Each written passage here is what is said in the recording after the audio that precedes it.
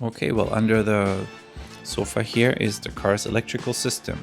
We have two 100 amp hour batteries, and they are altogether 200 amp hours, 12 volts. And what that means is that basically it's 2 kilowatt hours. Only 50% of that is usable though, because you can't drain the batteries past 50%, or otherwise they start degrading really quickly. So we have 1000 watt hours of capacity. That means that you can use a hairdryer for an hour and they will be empty. They have to power everything in the camping car. And then we have an inverter here that takes the power from the battery and converts it, connecting to the outlets here. And then you can use regular electric appliances.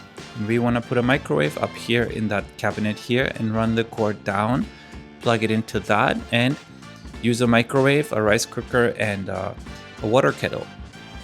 Unfortunately, the camping car's battery can't handle all that, plus the TV, plus the lights and all that stuff. So we're gonna get rid of that inverter that's in the cabinet, and we put the Jackery in its place. I checked in that cabinet before, and there are some cables in there, like just regular extension cords. So my thinking is that if I take out that inverter, I plug the Jackery into those extension cords, that is going to provide AC power to all the outlets in the camping car. That's my idea.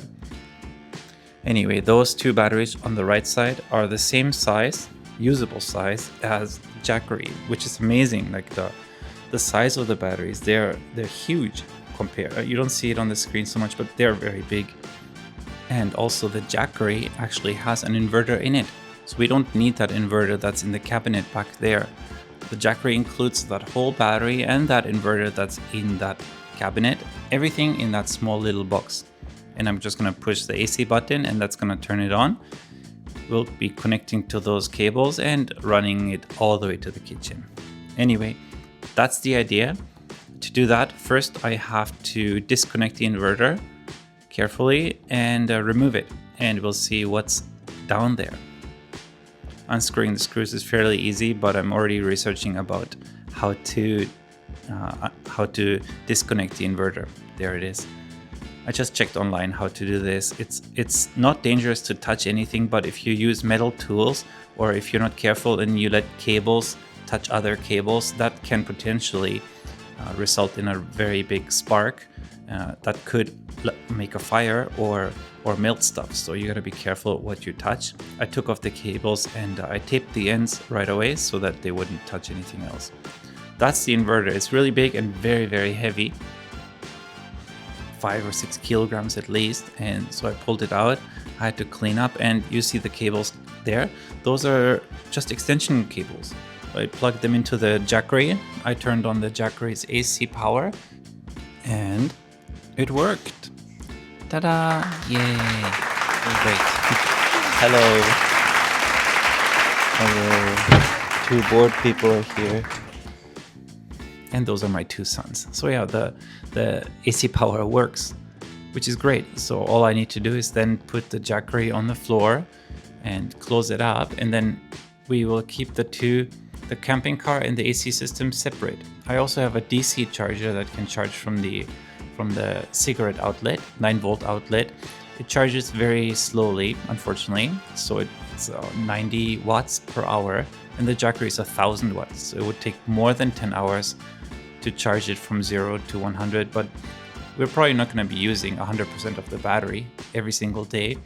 You know, we'll use 30, 40%, and then driving 2 or 3 hours will replenish some of that. I think that we should be good for a couple of days. Now, I want to put the Jackery in place where that inverter was. The Jackery is bigger, obviously, so it's going to stick out. But I want to reuse the materials that were originally in the camping car for the time being, and just kind of like test out the Jackery and see if it works. And if it does work, I'll think of a better way to kind of close this space off so we can access the Jackery, but you know, still have it kind of stuck in there so it doesn't move. So I put the Jackery where the inverter used to sit, and to my surprise, it fit exactly to the millimeter, 100%. I put that board on top and it was flat basically, which was very, very nice. I thought I would have to do a lot more work, so it's just a matter of putting the screws back in.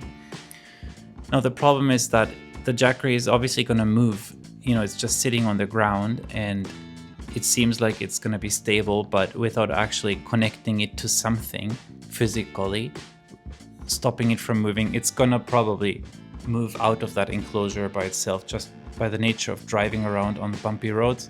The camping car isn't exactly a smooth ride, so I'll have to think of something better. For now, I just put some kind of like sticky mat type of things on the bottom to help it, you know, keep it in place. But eventually I'll have to make I don't know, an enclosure of some kind to be able to access it, but also to prevent it from moving, coming out of that little thing there. Anyway, plugged in the cables and it all worked. Spoiler notice, I have actually already taken a trip with a Jackery in place. It charges much slower than I thought from the 9-volt cigarette adapter. It was getting 40 or 50 watts per hour, which is almost nothing. We pretty much ran out of power, and we didn't even have the microwave installed yet. We ran out of power on the 3rd day, and all we did is boil some water and watch, you know, a half an hour of TV. So it's not quite enough. I'm gonna have to think of a way to charge the Jackery faster while we're driving.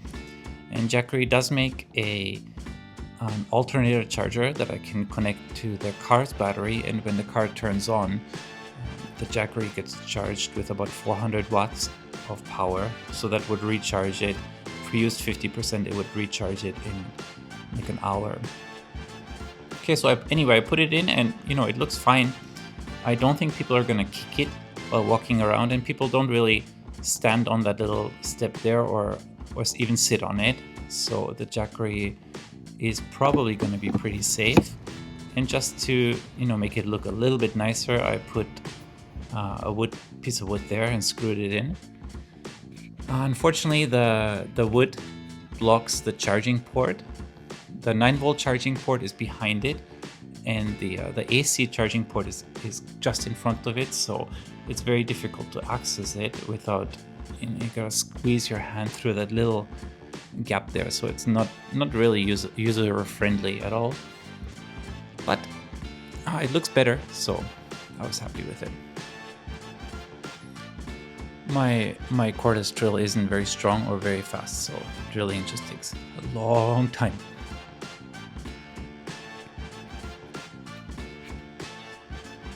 Drill a pilot hole from the top to avoid splitting the wood.